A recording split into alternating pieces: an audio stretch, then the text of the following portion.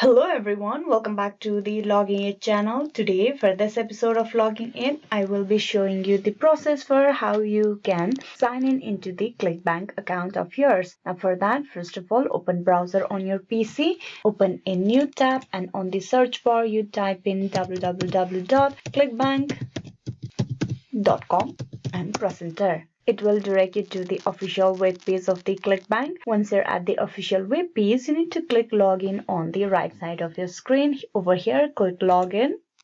Now to get logged in into your account, you need to type in your email address or the account nickname. Here, I'm going to type in my email address for the account. Then below, you type in your password.